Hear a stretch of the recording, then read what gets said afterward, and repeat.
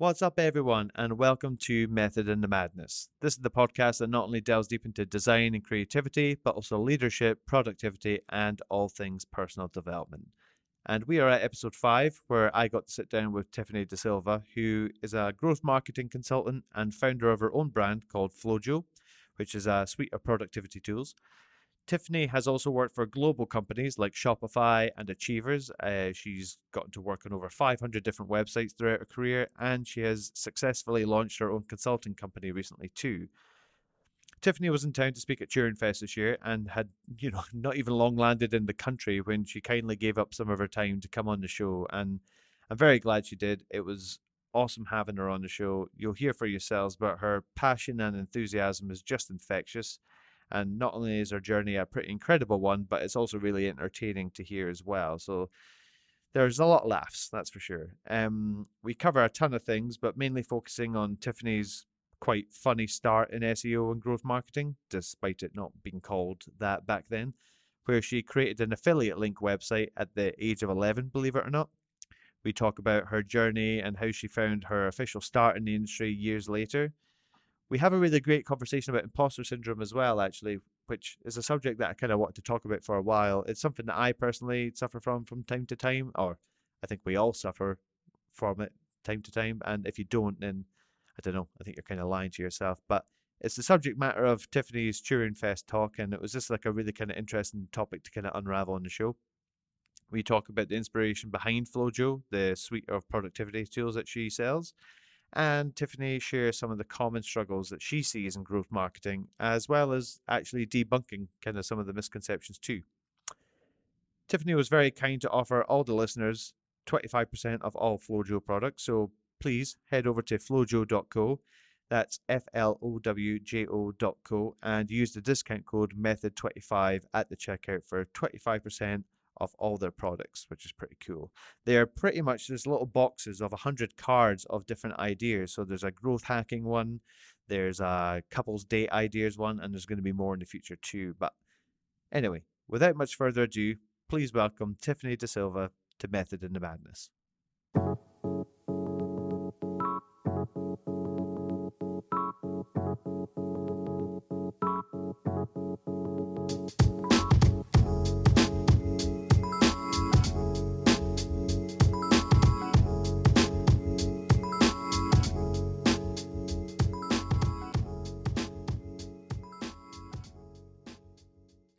Tiffany, thank you very much for joining me. You're officially my first international guest. So the podcast has gone international, overseas.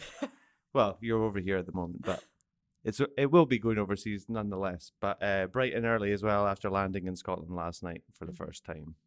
So thank you very much for coming on the show. Thank you for having me. This is exciting.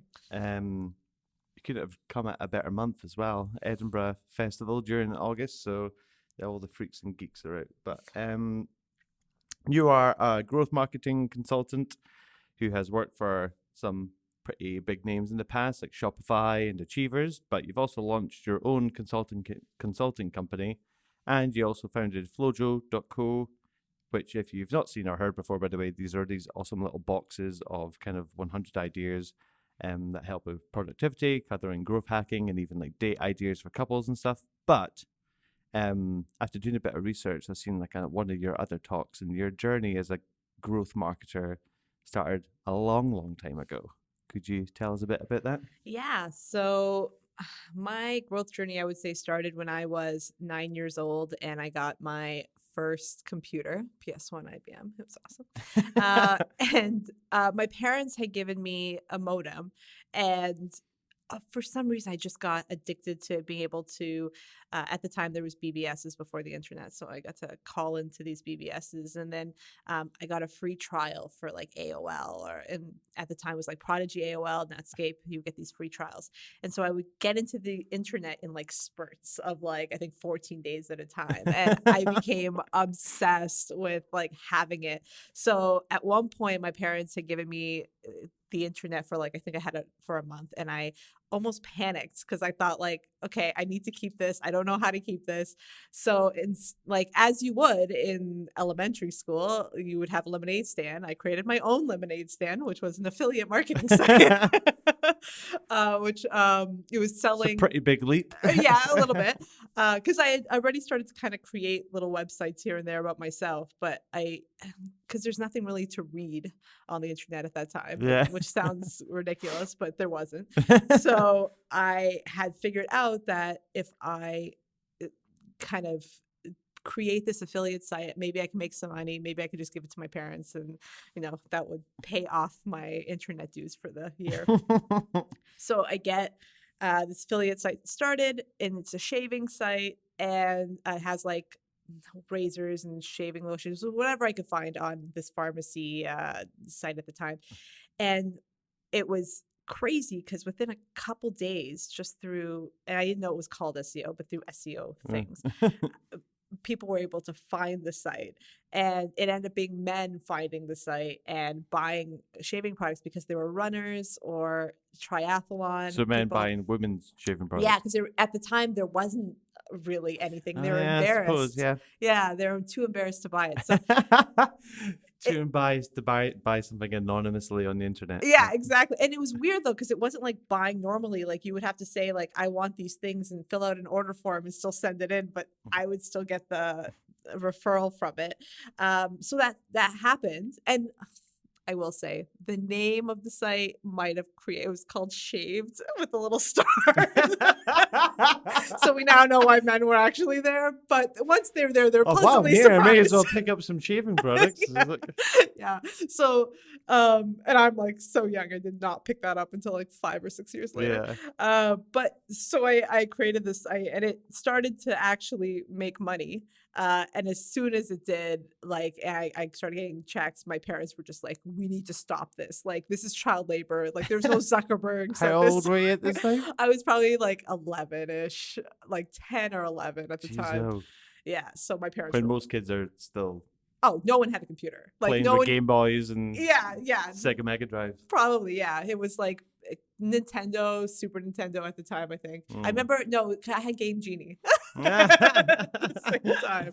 But yeah, so I had to cut it, and they took away my computer for a bit. But when I got it back, yeah. What did your parents say when you realized you were making this money from the internet? Well, they didn't even understand it. They just saw it and just went. But back then, like, obviously PayPal wasn't around, so was it just like checks in the mail? Yeah, you just get checks, and like I don't even think I had the right name. Like I think like even when I probably didn't have the right like I didn't have my right date of birth. Like I couldn't actually ever cash them in. I don't think.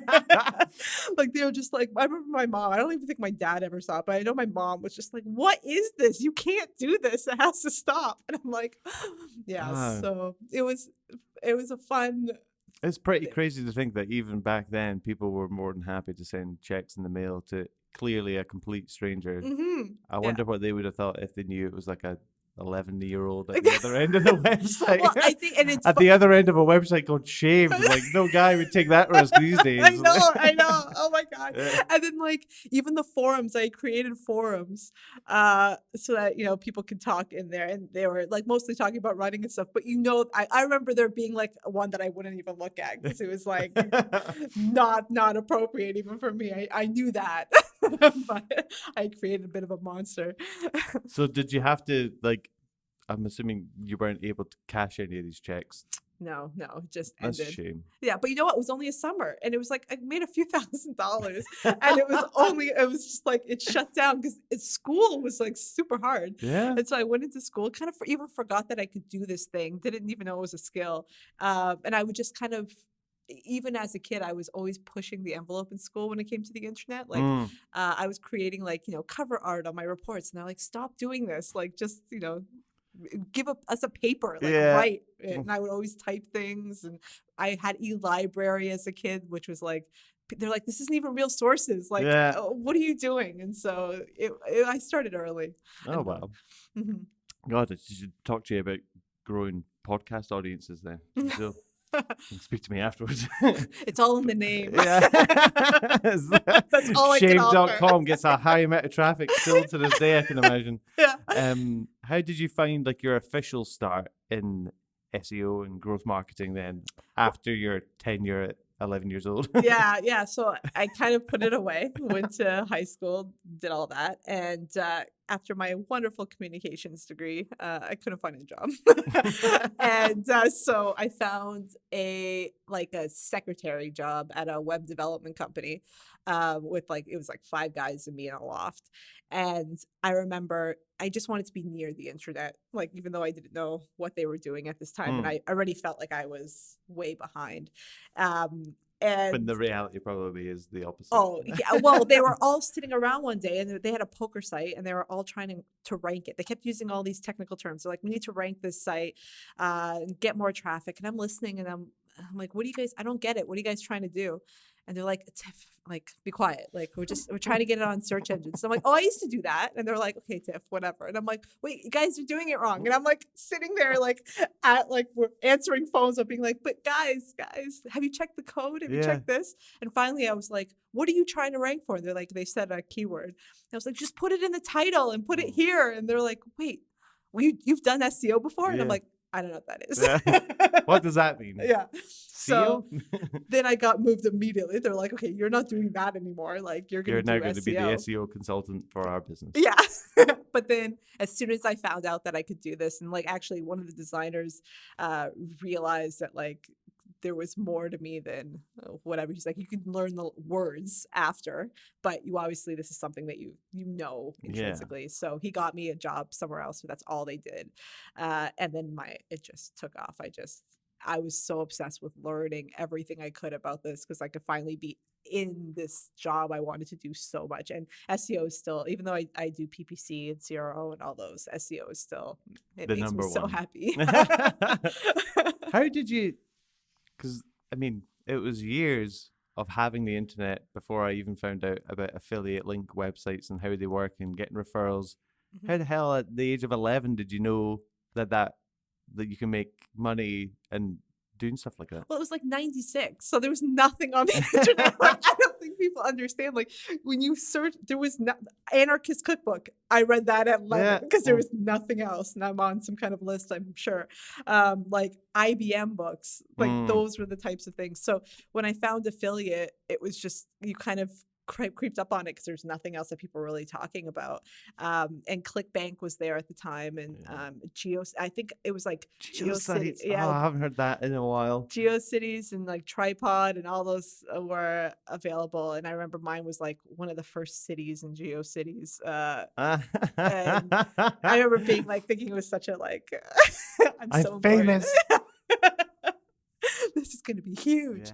Yeah. So it was weird. There's if you were there just searching all day long, you would come across it. Yeah. Mm-hmm. Do you still have the URL shave.com? No, I You'd tried be able to sell find it for a killing. No. I know. No, and it wasn't even a domain because they didn't even have that. It was just GeoCities, whatever. Right, yeah. And I've been trying. I've had people look for it, but it's gone. Cannot find it. I know. I went in the Wayback Machine and just nothing. Because it was only a summer. That's way back. Yeah. And it was only really 5 months. Yeah. And then I shut her down. That's probably a pretty good success story. Within 5 months, you started making that amount of money of my first growth hack. Cyclists and runners and swimmers who were coming to the site for something else. Yeah. But you're going to be speaking at Turing Fest. That's why you're here in Edinburgh. But you're going to be speaking about imposter syndrome. So tell us a bit about that. Why are you speaking about imposter syndrome?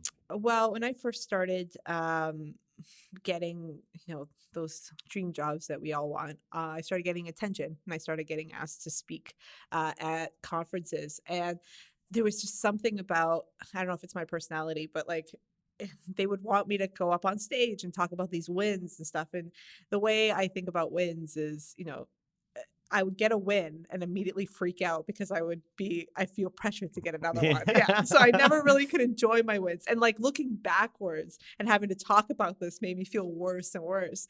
And meanwhile, I would walk out and people that were in the audience would come up to me and be like, oh my God, I wish I could do that. And you're so smart, or you're this. And you're just I kept feeling really worse. Yeah. And this was literally 1 minute of a day of where everything else I do is pure shit. It's just, and I felt worse and worse every time I did it. So for like about 5 years, I was pitching kind of this idea of imposter syndrome, and people are like, no, you don't understand. Like, our audience doesn't, like, we don't have imposter Yeah. syndrome. That's not a European thing. That's not, it was always like, it's not an American thing. That's not a European thing. That's not this. Until finally last year, I think, luckily I talk about it, like having a shine crew. I have a group of women that I kind of talk to about everything, and we share everything. And they pushed the conference, Learn Inbound, in Dublin, Yeah. to do it. And when they did it, it just kind of, it took off, and it became, people finally started raising their hand going like, yeah, like I This feel is that. me. Yeah. And being out there and being able to say like, this is the real me, this person that fights fraud. And even though I started doing this from like a kid, and this is like literally part of my DNA, I feel this way every Yeah. day. And so I felt like it was more genuine for me to stand up there and be like, yeah, I've had wins, but I mostly feel like this. I kind of feel the same way, to be honest. Like, I've been lucky enough to work on some really cool projects over the years. And if you told me that I'd be working on those projects when I was like 15, 16 years old, wanting to be a designer, I would have been like, yeah, get the fuck out of here. Yeah. Like, that's never going to happen. Or Yeah. that would be amazing if that happened. I'd be so cool. Yeah. And then you get there, and then it is great work at the time. But like you say, your mind's always like, okay, what's next? Yeah. And then like you're kind of always kind of moving forward. And then, like talking about imposter syndrome, try starting a podcast. It's Yeah.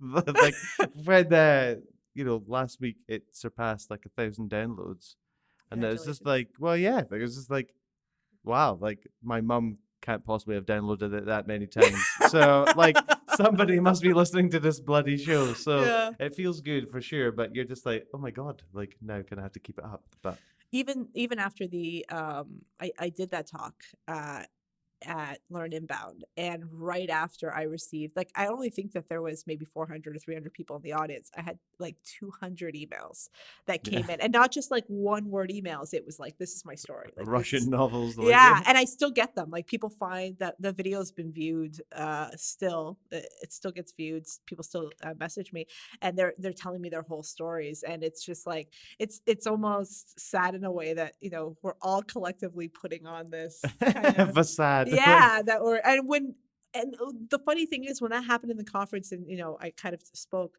all of a sudden you can feel it kind of like open people up, and people started sharing their stories and to each other and stuff. And it just you get that's the kind of that marketing initial awkwardness of people where they don't want to share at a conference or put their hand up. Yeah. And then by the end of it, they're like, yeah, this is me. And it was like a therapy session after. Like, everyone's like, thank God there was a coffee break and people could just like let it out. Yeah. But it's kind of funny because I find that like imposter syndrome lies in this weird like Venn diagram where it seems to be like a really popular topic to speak about, like, whether it's like at events like yourself or online or in articles. And I think especially in our kind of industry, it's particularly pertinent, but simultaneously for some people it's still like the taboo subject that they don't really want to talk about or admit to that they actually suffer from. Like, why do you think that is? Well, one of the things, it started off that it was considered a female only thing, like only females have imposter syndrome, and the reason being that's so stupid. I know. And the reason being, though, is because when they did research in, like, I think the 70s, they only actually studied women. So they found that 70% of women have this imposter syndrome feeling. But it was only like last year when they started actually asking men and women, and they found 70% of Americans feel this way. Yeah. 58% of tech employees feel this way. And like the biggest companies where you feel it are Expedia and Salesforce. And it's just like, okay, like this is a thing. So that was the first part. I think that I heard maybe like, I'd probably hazard a guess that maybe more men suffer from it than, well, whether they're willing to admit it on a survey or not is a different question because men are stubborn bastards. But like, I think you said it. I think in general, men would probably suffer from it more because there's that kind of alpha aspect to guys that they're always trying to prove themselves in front of others and things like that. So that was the surprising thing last year when I did the talk, because it, like, females wrote me and stuff, but it was mostly men just saying like, I have to hold this, persona at work that I have to be this person, I have to be masculine, and I can't tell people how I'm feeling and all this stuff. And that sucks. That Yeah. sucks that, you have to go through that. Um, and the other thing too about just sharing in general is we are all trying to just get through work in this way that, um, I guess we're all trying to make sure that everyone thinks that we're experienced. We have it all. Yeah.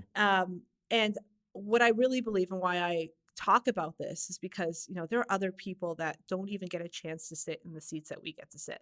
There are people with disabilities. There are people economically who, didn't go to university, but have what it takes. Like I already knew I could already do this at 11, which makes me think that I did not need my university degree to get here, even though I did it. Also, different races, different sexualities. But because, we're sitting in the seat feeling so like we can't let anyone know that we're not good at this, we're holding people back from being able to sit with us because we're kind of trying to keep on guard and we're not being authentic. So that's really also the case, because I want marketing to be more diverse, but we're not going to be able to be that way if we're all trying to put up a front. And like, it's just so stupid when you think about it, to not be willing to show like a chink in your armor. But once you do show it, then like once you show like your vulnerability to people, then people like kind of swarm towards that, like because they can relate to it so much. But so it's kind of counterintuitive in a way. But you mentioned there, obviously you kind of have your shine group and that kind of little cohort of peers that you kind of tell each other everything and help each other out and deal with. Kind of, where did that kind of all start from? Because that's quite interesting. Yeah, so it started from an imposter moment. I was the first time I ever got asked to speak at a conference, and like you have to understand, like I had been reading everything from people like Craig Sullivan and Joanna Weeb, and with Joanna Weeb, I had bought every one of her PDFs at the time. Like it was like I just loved these people. And here I was sitting at a speaker's dinner. They have a speaker's dinner usually before a conference. And I was speaking they're all around me. And I was so quiet. And I'm just like the whole time, like they're going to realize that I'm like a nobody. Oh my God. So they're all talking about the things that they did. And Joanna, being super sweet, looks over and she's like, so what do you do? And I was like, oh, I work at Shopify, but I really wanted to ask you a question. She's like, okay. And I'm like, do you ever feel like a fraud or like you shouldn't really be here? And she's like, oh my God, all the time. And it just, of course, me like Debbie Downer in the room, but like everyone kind of like, stopped. And then we all started talking about, that feeling of like, we shouldn't be here. And, feeling of like, you only got here because what a great pump up before you go on stage. I know. I ruin everything. So we had this conversation, and like a bunch of women kind of started getting on Gia, Angie, Shop Mueller, all these like people that were, I looked up to. And during the conference, me and Joanna just got to talking, and we were talking about the shine theory, which is something from Call Your Girlfriend podcast, where they had believed that women will only get a certain place financially and in their jobs if they help each other, like men do. Men have the boys club. It's time for women to have a girls club. So, I don't know. Joanna says it was me, but one person came up with this idea of like, okay, let's create a shine crew, which is so funny because I've created such like an imposter syndrome myself that I don't even admit to possibly creating this group. But the 5 or 6 of us at the time had gotten together, and we had just decided, okay, we're going to come together, and it's not just going to be about, sharing our daily lives. It's about sharing finances, because women tend to not talk about finances. It's about sharing like our wins, and also when we're stuck at something, sharing those. So it's a lot more. It's really about being vulnerable, but it's about breaking the taboos around what women are allowed to speak about. And I do the same thing with them because I have like different shine crews. I have them, but then I have like the Toronto marketers kind of group. And with them, I do the same thing. Like, I ask guys all the time, like, hey, what are you making? Like, and they're just like, oh God, why are you asking? I'm like, you tell your bros. You can tell me too, because And I think guys, now that they're learning about the gender disparity, they're a lot more open to being like, no, like this is how much I'm making. You should be making Yeah. this. And so I think it's really helped to try to get all of us, we'll all get better if we're all being treated equally, I think. So, yeah, the Shine Crew started. And it was funny when I did the talk at Learn Inbound, kind of a hashtag Shine Crew started forming, and Oh, that's cool. people created their own. And I'm getting emails back now of like, we created our own Shine Crew. And so I'm hoping at Turing Fest, people will create their own Yeah, Shine Crews. definitely. That'd be cool. Yeah. You started your business, I believe, when you said your kind of confidence was almost at like your lowest. Yeah. That's a good which is time. a great time to start a business. Like, why would you say your confidence was at your lowest? You know what? It's kind of a, again, Debbie Downer story, but I had woken up at 32, 33 years old in a hospital, and I had found out I had my first seizure, a grand mal seizure. Oh, wow. Yeah. So I was diagnosed with epilepsy about a year later. And when that happens, all of a sudden, first of all, it affected my brain. And like, my brain is all I got. Like, I am not athletic. There is nothing else that I can like give to the world except whatever is in my noggin around SEO. And when you realize that you're so delicate in a way, it made me really scared about what the future would bring. So at that point, I didn't know if I could stay in digital marketing. I was, burnt out, working 80 hours a week, constantly in this and I had to just make decisions.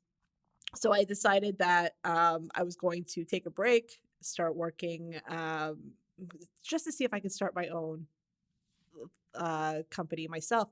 And what was weird about it was, for years, and this is some advice out there for anyone who's, starting out and thinking that, they're not going to get anywhere.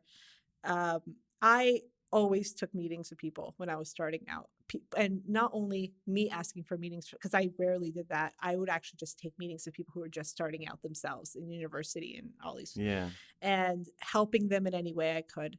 And then as I got older, those people became managers, they became directors. So weirdly enough, by the time I became, decided, announced that I was a consultant, all these people were like, oh my God, I got to hire you and come in. So, it was all full circle for me. And, they all remembered that I had helped them when they needed it most. So I found, luckily, people were helping me when I needed it most.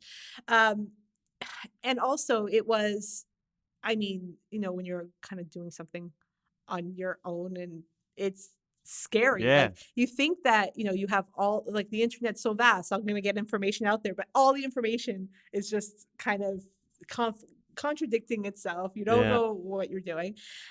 So when I started the business, one side of it was I wanted to create something. I wanted to, like, it was part of my bucket list for that year, because when I was 18 years old, I thought at 32 or 33, that was a good time for me to start my own thing. Yeah, build something. So I knew I had to build something by the end of the year. And then on the other side is my it had to be by the end of the year, because my bucket list is serious. And also I had grown up with, my father was in manufacturing, in boilers, but he would always talk about logistics and like shipping and all this. And I wanted to understand that more, because it just, even in school, that was like the only part that I was really good at, was like supply chain and logistics.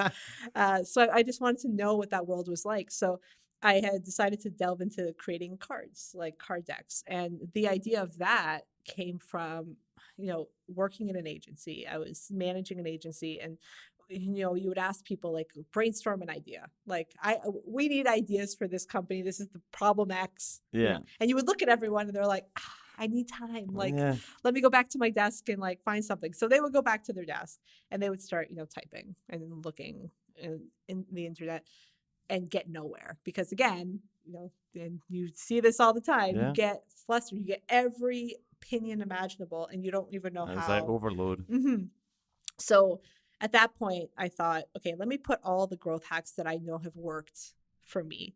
Let me break them down between, acquiring new customers, converting them, retaining them, getting them to advocate for you, cashing in, all these different areas. And let me put that out in the world, and see who would be interested in like a deck of cards like this. And I put it on Product Hunt. It did really well. And so I thought, okay, I like this kind of card deck idea. Yeah. So that kind of went. And then I started kind of looking around, and, the news in North America is grim. The news everywhere is Yeah. grim. I make a point, like, I have no news app ever or bookmark on my browsers, and I don't look at the I'm news. a sucker for punishment. I don't look at the news whatsoever, and it winds some of my friends and like my better half up, because she's like, "Oh, did you hear about it?" No. Yeah. It's like, 'cause that sounds depressing, and I don't want to read about it. Yeah, and like I get sucked in. But I can imagine North America is probably particularly worse, especially at the moment. Yeah, it's incredible. So I was looking around, and like people were, so they're on social media, they're fighting, they're, but they're also missing out on these amazing moments together. So from that, I looked at that and said, okay, let me start with couples. Like, what kind of things could couples be doing that, away from social media, away from even binge watching Netflix? It's like hours of time that is great at first, but like you could be outside. So I created 100 ideas that were budget conscious or even just free. Of what couples can do, and I created the couples bucket list. But then I thought, okay, but what about us singles? Like I can't even use my own box. So let's come up with something else. And I created the self-care bucket list, which is coming out in a couple months. And that one was really important because obviously self-care is really important. But I think we get confused about what self-care actually is. It's not spas. It's not like like that's a card in the box, but a lot of the cards are take a senior citizen in your family that you don't really know well, take them out to, lunch and have a conversation with them, or learn something new about them, or get your neighbors together and have a party. It's ways for you to connect with the people outside. So that became really important with just the idea of FloJo, because especially at the time when I created FloJo, I was feeling so disconnected from people. I was feeling like I wasn't taking advantage of, this amazing life that I've been offered.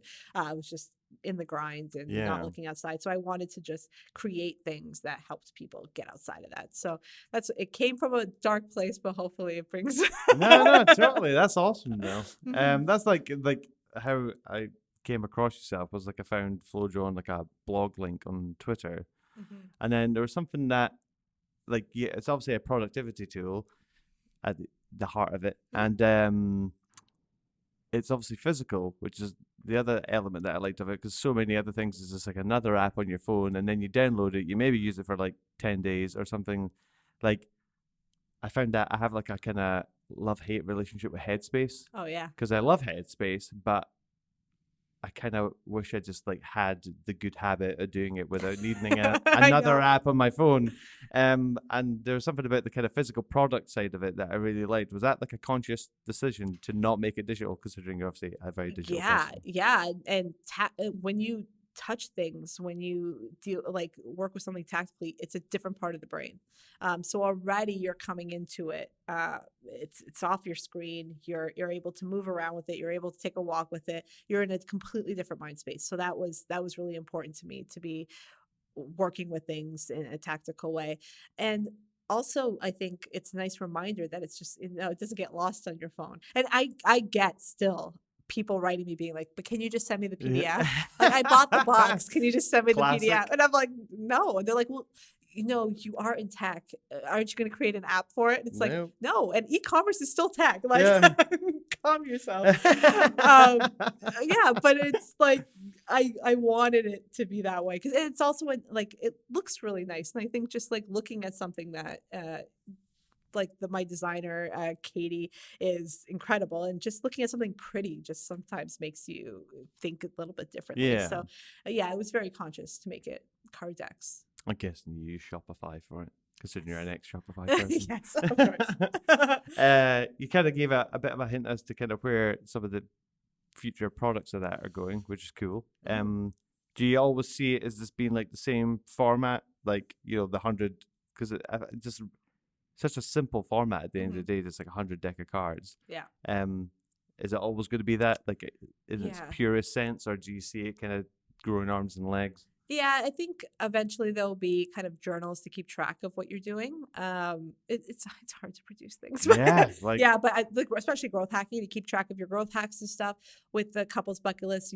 Some kind of photo album that people can, like real yeah, photos, like to prove that you've yeah, done these things. yeah. So you can kind of keep track of it, or create like a memory book with it. Like there's that kind of stuff, but also there's right now the format is you have 100 cards, you have folder dividers in there, things to Mm. do, doing, done, because I'm a Virgo and extreme. So you can kind of keep track of what you're doing. But there's another side that's coming out soon that's question cards.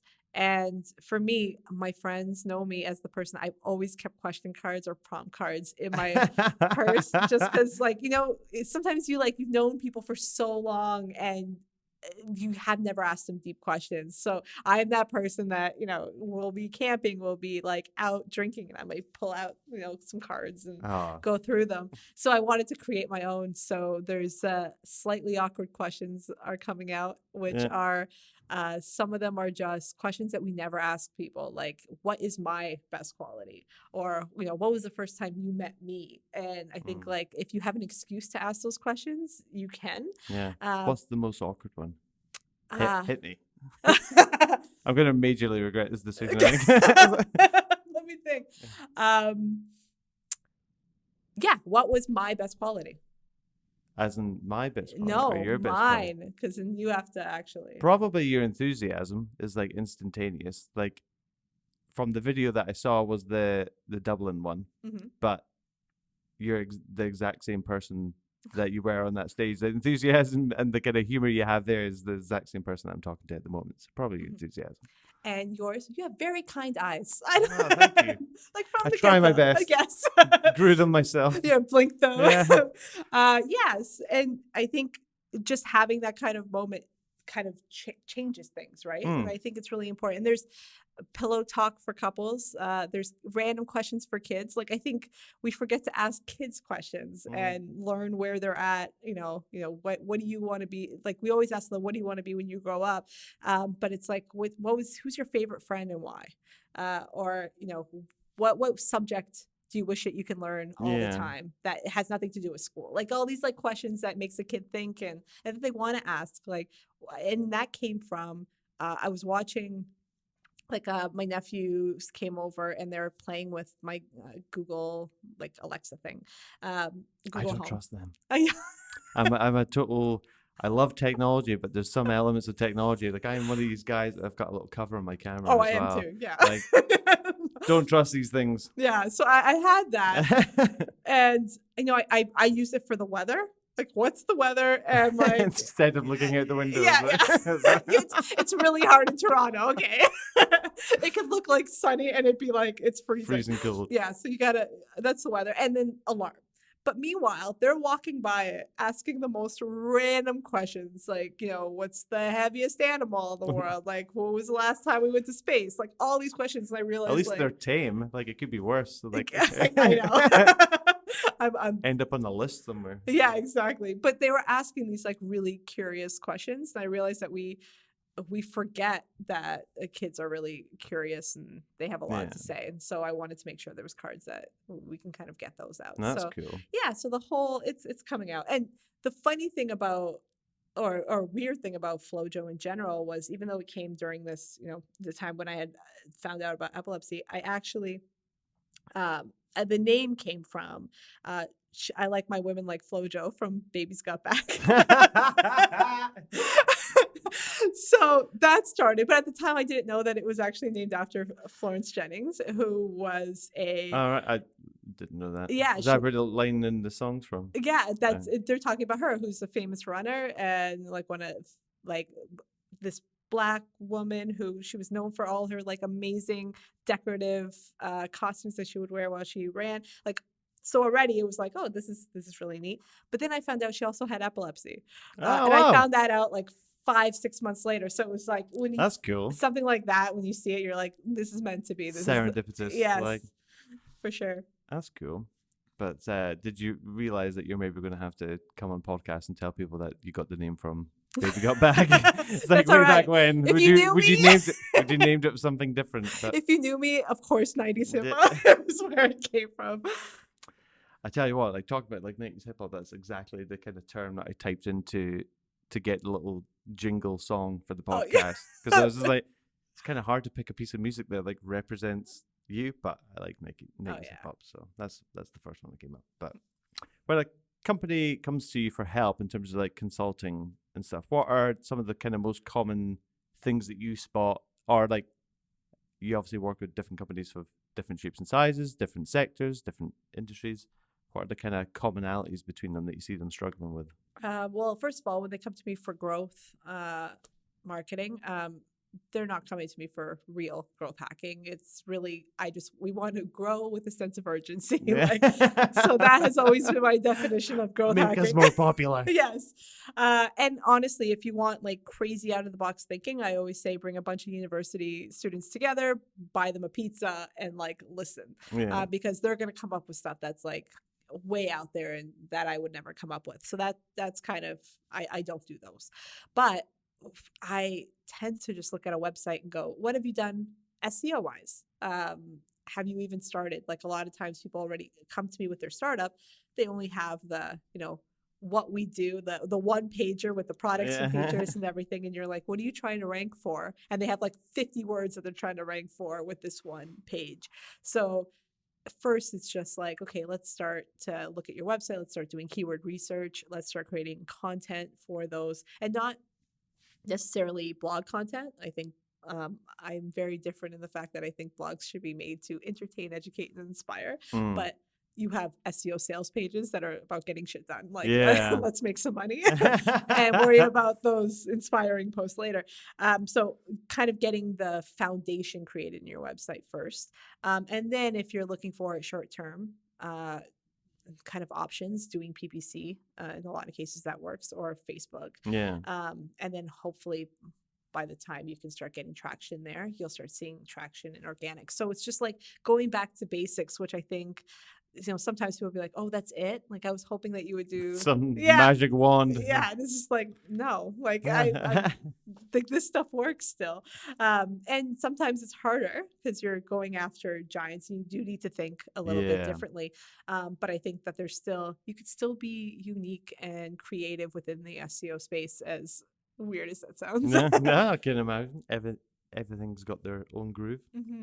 Do you have whenever, like, for instance, I'm working on like a new pitch or something like that, I kind of have like a list of questions that I ask myself before to try and kind of get to the nitty gritty, like what's the brief behind the brief, so to speak. Do you have a similar kind of list of questions that you always kind of tend to ask yourself when you get a new kind of client on board? To be honest, it's really simple, like whether or not I like them. It can cause a lot of problems can be solved just like if you really look at it. Next one. Like if you kind of get a sense when you're working with them that, you know what, no matter what I do, this isn't going to work. And I have a really good barometer for that. Because I'll have friends. I tend to give my workouts. I always give it out to someone else, but they'll be like, what? Like, what about this person? Like, and I'm like, they just don't work well with me. They may work well with you. So that's the first thing. Also, I think what I sell when people come to me, especially for SEO, is I do an audit. And a lot of times people do like, I'll give you a free audit. And a free audit is usually like, oh, your titles are wrong. But mine is like 50, 60 pages. It has a video. It teaches you SEO so that you can use that video in the future. And it gives you SEO in a box, everything that you need. And then if you needed help afterwards, I help you with little projects afterwards. I don't really like retainers when it comes to SEO because there's so much of start and stop, like let's wait. So I tend to just kind of do all that work at once. So if I'm kind of going into a project, I'd like it to be something that I know, first of all, that, they need my help or they need to grow in some way. I can see that. And also a little challenging sometimes. Like I did like my first real enterprise client this year. It was like Cool. Canada Post. Like it was Huge. Yeah, it was huge. And going into that, it was like pure fear. Like I was like, didn't even know what to ask people. Like my friends were like, "We'll help. Like just ask questions." I'm like, I don't even know. My brain is like shot. Like I just, but I wanted that challenge of doing that because I knew I could, and I knew I could come up with it, doing things a little bit differently because I tend to just think differently anyway. But it was nice to kind of be challenged that way. But in the same time, then I get another site that's like, we haven't made money yet. We have like a really small budget. Can you help us? And again, that's a different kind of challenge that I like to do. Yeah. So it's. I can imagine, like, going back to like the question where you're asking if you like them or not. Very important question because I think a lot of people just assume you have to. Yeah. And it's like, or no. just money makes you like them. Well, yeah, that too. That can do a lot of things. But I can imagine, especially in SEO and PPC, and like, when you started out, that wasn't a thing. Well, now it's quite a huge player in that space. But like any kind of great tool, it can obviously be abused. Yeah. I mean, don't get me wrong, you can do some really clever shit with it, but it's also some quite immoral stuff with it as well. Oh, yeah. Where do you draw that line in terms of like, does somebody have to have a good reason for doing something in order for you to work with them? Or, because I can imagine like you probably know all the immoral tricks as well as all the moral ones. Yeah. But you know what? I don't get a client that is that far off in SEO that they need those like there's Hacks. because if someone came to me, first of all, trying to get better in insurance or like those like very where all the black hat stuff is kind of happening in like insurance and banking and all these, I usually just stay away from it in general because it's too competitive and there are people that are really good at that style, so I'll stay away from that in general. But when the company comes to me, they haven't even done the basics yet. Their site still isn't fast enough. They don't even have a mobile version yet. So there's so much room to grow before sure. If I'm stepping into like immoral things that I'd have to look back at myself and be like, well, what are you doing? That never usually happens with me, luckily. Yeah, like this is like a question that I hear Tim Ferriss often asking people, but I think it's instead of asking for all the kind of good stuff, it's quite a good it's a good question. But what are some of the bad recommendations that you commonly see other SEO and growth consultants recommending to people? Wow. That you would just be like, that is horrific advice, do not listen. The blog thing is big. I don't like hate on blogs, but I think that some people think of them as this like end all be all, it's going to save you. And they'll when they come at you with, we have these 10 keywords that we're trying to rank for, but don't worry, we've sprinkled them around the blog for the last like few years, and you're like, oh my god, like you have to undo all that now. Like that means I have to internally link all that back to an actual page that you could sell things, because let's say that you were trying to sell widget X, but you have a million blogs all about widget X that you're not selling people on it, you're just talking about that thing. Wouldn't you rather have people find your product page instead of like 50 different blog articles that don't sell anything? And I think that sometimes people come at me with that's what our SEO person told us to do, is create this blog, and it's like, well, are they building you the content? And they're like, well, yeah, like we don't know how to stop working with them because they build all our content, they built our blog, and you're just like stuck. Yeah. So that's one thing, and another is just trying to do too much with one page, like trying to add a million different types of keywords and stuff to one page, and just saying like, you can always, people like ourselves, you can always tell when that's going on as well. Like you can just like read a page and you're like, oh my god, yeah, I see what they've done here. But like I know there's like scandals about buying links and all that stuff, and that's like, I don't consider it black hat. I consider it like it's the way, unfortunately, to do business when publications. It's becoming so much harder to get anywhere. And the idea of celebrity is getting so big that Oh you God, have to yeah. have all of a sudden you have to have a following of like 25,000 people or more on Instagram just to get a like something Yeah. published about it. So there's just too much. So I don't have a problem with that. I know a lot of people do. So yeah, I think there's different recommendations and it changes over time. The social media thing is like I hate social media. like I use it myself for like obviously connecting with family and stuff, but like to sell on there is so hard for me. Yeah. Um, It's kind of funny. Like 2 years ago, literally at like midnight on New Year's, I was like, I'm off social media, deleted everything. But I've obviously had to kind of get it back mhm. in order to promote the podcast. And it's like another It's kind hard. of, I just hate doing it. Yeah. Thank you for anyone who follows the pages. Obviously, I really appreciate it. But Yeah. like, I use I had kept LinkedIn because that was like work related at least. Mhm. But now, obviously, in order to promote the podcast, is that I should probably have a Twitter page. I should probably also have an Instagram and Facebook, but I just downright refuse to line Mark Zuckerberg's pockets with any more money. But Mhm. yeah, it's tough because it's like I do want to do it because obviously it helps the podcast, but at the same time, Ah, I personally I don't really like having the apps on my phone, but you kind of need to.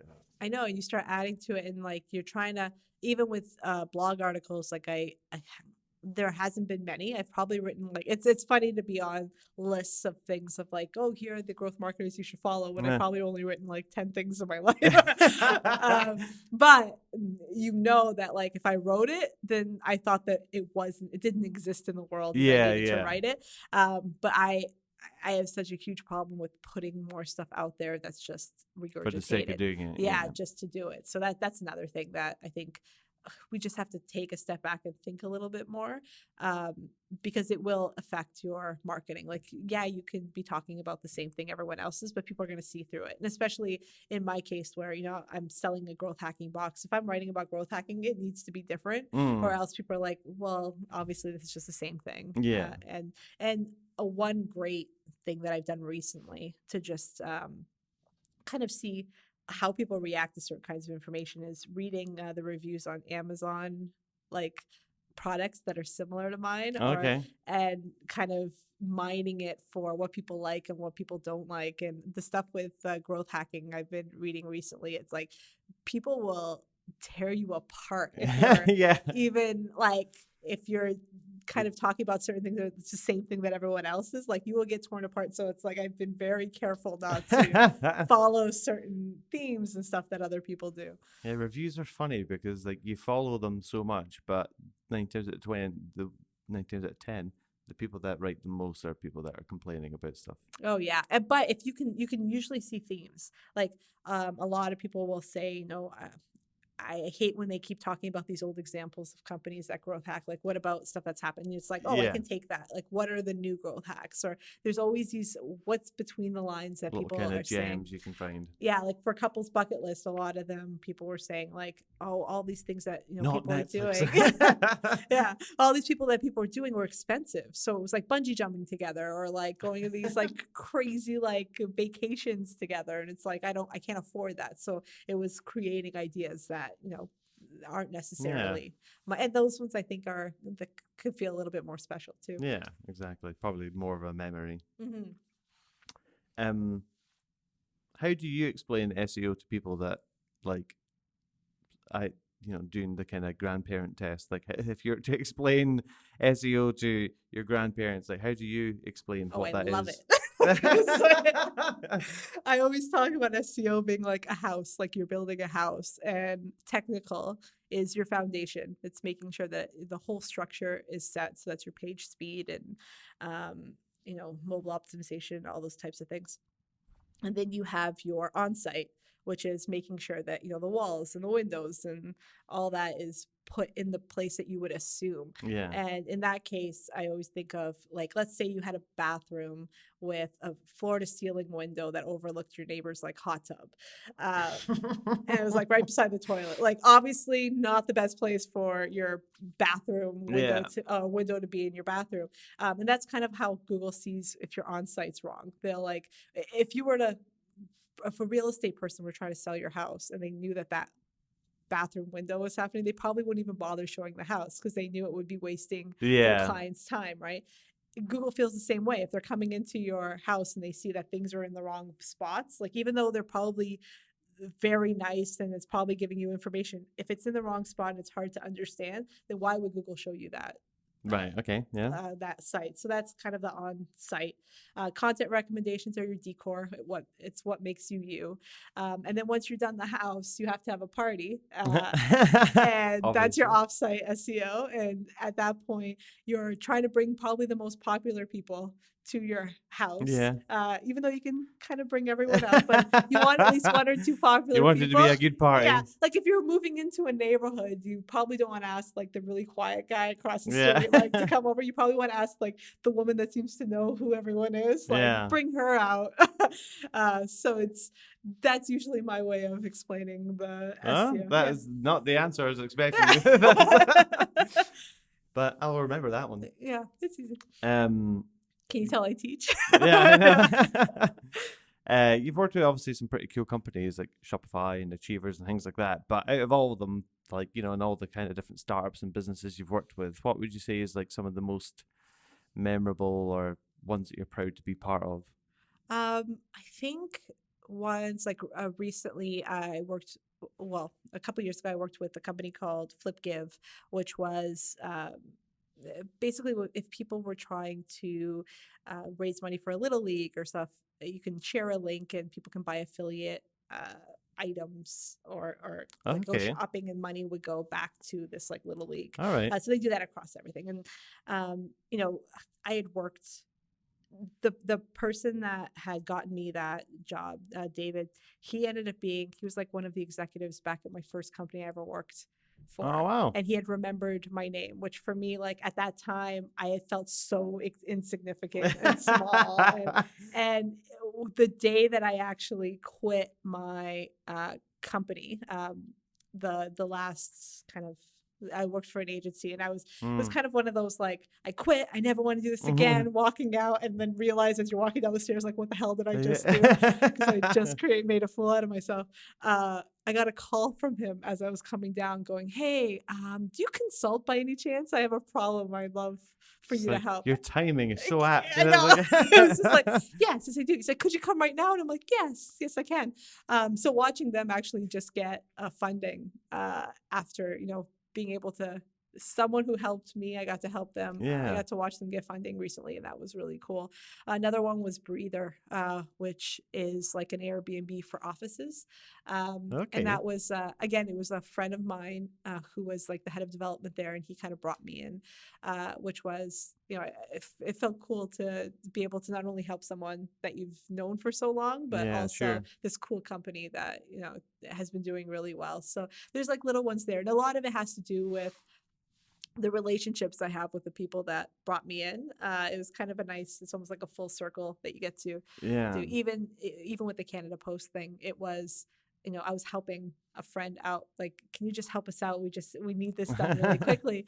And it just felt good to be that person that, you know, people asked. The trusted custodian. Yeah, fixer. Yeah, that's awesome though. It kind of, it's like, it's one of these things that the industry, while huge, is also so small, and then you never know when you might have to, like, for a positive reason like yours, where you're obviously getting work off of them and like sharing work. Oops, sorry, notifications. But in the other sense, where, you know, if you burn a bridge that didn't need burning, that's probably going to come back and bite you in the ass one day as well. So it's just to kind of, but also knowing when to burn bridges, I think is important too, because I think when you're on your own, there's a lot of people who are going to take that and try to abuse it in some way or try to get as much out of you with promises that, you know, and you can waste a lot of time. I think when people look at, you know, I've been doing this for about 4 years now, and I've worked with over 80 companies. And a lot of it has to do with making fast decisions. Do I like them? Yes or no? And if I see someone just taking up a little bit too much of my time, to respect my time enough to go, you know what, like, we need to cut this off because I have other people who actually I want to work with. Yeah, sure. So I think to be able to do that is really important, and it's a skill that you kind of needs if you're going to succeed. I was just going to ask, like, do you have like a kind of decision, like obviously whether you like them or not, no, but like when you go out on your own, I've never really worked freelance ever What in are my you doing life. right now? This is like, Well, yeah, yeah. this is my thing Your now, pet but like project. pet project. But how do you kind of do the almost the quality filter of like this is worth my time, this is the right thing to go for, this is not worth it, and having to politely decline or sometimes impolitely decline? Well, it's usually from the first call. Like I've been lucky that I have a 95% conversion rate from that 15-minute call. Like I Wow, have gotten pretty much almost that's everyone. awesome. Yeah. And a lot of the times, even if they say no or like we have to wait, they come back. So I think I don't hassle people. Like I give them my spiel and then I just like let Yeah, you let make it happen. yeah. Yeah, I don't. I have friends who are like, "What's your sales pitch? Like, what do you do? Like, you have a sales funnel, you have this," and it's like I leave them alone until because that's how I make decisions. Is like if someone's pestering me and I feel like I'm being Oh, pressured, it just annoys the hell out of you. it does. And everyone feels that way, yet we still fight it and we still do these weird things that we don't respect the other person's time. So if I think that's my big thing. If we get to the point where they want a 15-minute call, and I give them, especially I tell them I can't do anything until I do this audit. I can't, because that helps me learn about your product. And also my time is just as valuable. So I can't just do it for free. And you don't want me to look at something for 5 minutes and give you like a whole Because pitch. it won't be an audit. Yeah, it's not. It's like things could look the same, but you never know until you get in there. So that's what I sell and that's it. Like it's either you come in this way or there is no other way. So I think making it very clear is really important, and also not pestering them after to try to like as soon people can read desperation of other people, and there's been times when I'm like I really need this person right now because I have a mortgage payment, and you know what, I didn't get them, and so that taught me my lesson of like you need to relax, you need to let it happen if it's going to, and people can feel that. So I think once I kind of that naturally happened, mostly because I worked for agencies and I saw the desperation happen. The desperation or the like everything is custom.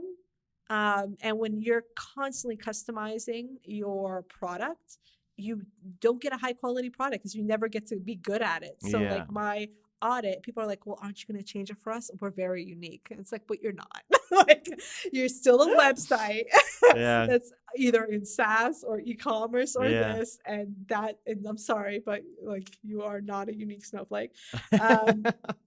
But and making sure that people like get the same exact, like the same quality of service from me, I thought was really important because that's what brought word of mouth. That's what helped me get more sites. And and really after you've worked on, I think I'm over 500 websites now, they do start. Yeah, there's commonalities. Yeah, and I didn't like how agencies like we'd have to read the contract to go like, okay, even though we're selling the same thing, like what did they promise? And you're like looking, you're like, oh my God, like that's gonna take so much longer because you have to then break people's mind to being like, I know we did it this way and we said we were going to do it this way forever, but now we're going to go this way. So being able to work for myself meant I got to make my own rules that way. And also say no to people very early on, even in an email already. Like, I don't think we're going to work together. Yeah. No, awesome. Well, just want to thank you for obviously coming on the show, taking the time out your morning. And I know that I can imagine someone like yourself has got a whole host of things lined up in Edinburgh to do. I'm not that interesting. Yeah. But especially if it's your first time to Edinburgh as well, I can imagine I do want to walk around and see what Edinburgh has to offer. Yeah. Maybe do that in city centre. There's not much to see down here in Leith. But it's been a pleasure having you on, and thank you very much, and really looking forward to seeing kind of what's next for yourself and Flojo too. And one last thing, for anyone listening, if you want 25% off of everything on Flojo, you can use discount code METHOD25. First discount code that I've ever had on the podcast as well. I'm like the first. Yeah, I know. No, thank you very much. That's awesome. Thank you. And also, where can other people find you in social media and world as well? Yes, you can find me at Bella Stone. I know it's weird, but I refuse to change it. There's certainly weirder ones out there. So Oh yeah, so at Bella Stone on Twitter, and the Tiff DaSilva on Instagram. cool. So to wrap up, as per usual, please head over to the website at themitmpodcast.com. That's the mitmpodcast.com, where you can find out everything about the show and all the other episodes as well, and links to all the different podcast platforms. I'm trying to make my way through the podcast platforms. Got a few more hopefully getting approved this week, so we'll see. And while you're there, please hit the subscribe button to make sure you get notified when a new episode goes up. And while you're there, please leave a review. It obviously lets me know that you're enjoying the show, obviously, but it also helps bring other people into the show and help me climb those Apple Podcast ranks. So that's it from us here. Thank you very much for listening, and I hope you found some method in the madness.